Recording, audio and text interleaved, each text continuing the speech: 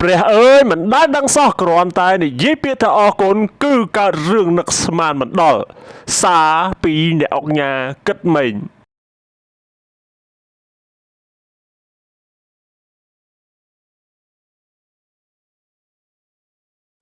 បាទបងប្អូនទាំងអស់គ្នាជាទីមេត្រីតកតងជាមួយនឹងអត្ថបទដែលយើងលើកឡើងថ្ងៃនេះគឺសារពីអង្គញាគិតម៉េងអ្នកអង្គញាគិតម៉េងតែម្ដង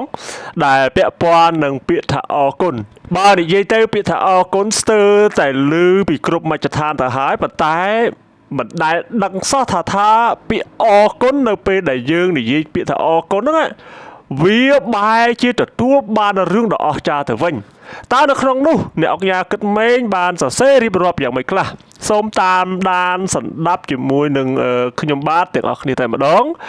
នៅក្នុងគណនីភ័យផ្លូវការរបស់អ្នកអង្គការគិតម៉េងកាលពីថ្មីកន្លងទៅនេះបានធ្វើការបង្ហោះសារបែបនេះថានៅប្រទេសកម្ពុជានិយាយពីអរគុណមិនត្រឹមតែបង្ហាញពីភាពគួរសមប៉ុណ្ណោះទេ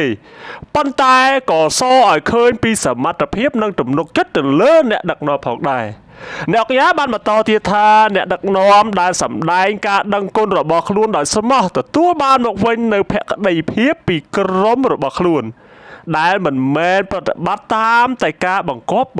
បញ្ជានោះទេមនុស្សភាគច្រើនមិនឈប់ពីការងាររបស់ខ្លួនដោយសារតែភាពតានតឹងក្នុងចិត្តនោះទេពួកគេលាឈប់នៅពេលដែលពួកគេមានអារម្មណ៍ថាពួកគេត្រូវបានមើលរំលងនិងមិនទទួលបាននូវការឲ្យតម្លៃ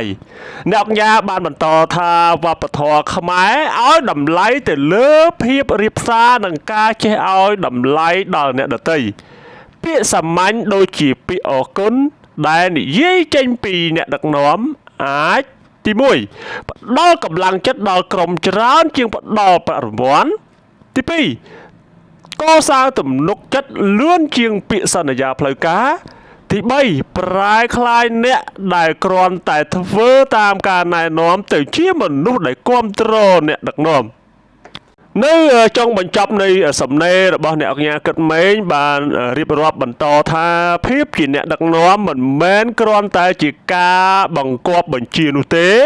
ប៉ុន្តែជាការផ្ដល់តម្លៃពីអរគុណមិនមែនជាភាពទន់ខ្សោយនោះទេការបង្ហាញនៅការឲ្យតម្លៃ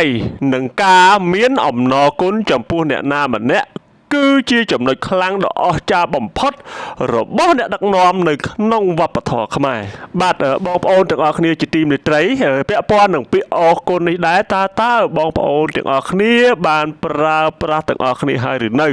ហើយបងប្អូនទាំងអស់គ្នាមានគំនិតយោបល់បែបណាដែរអាចធ្វើការបញ្ចេញមតិបន្ថែមនៅខាងក្រោមវីដេអូនេះបាន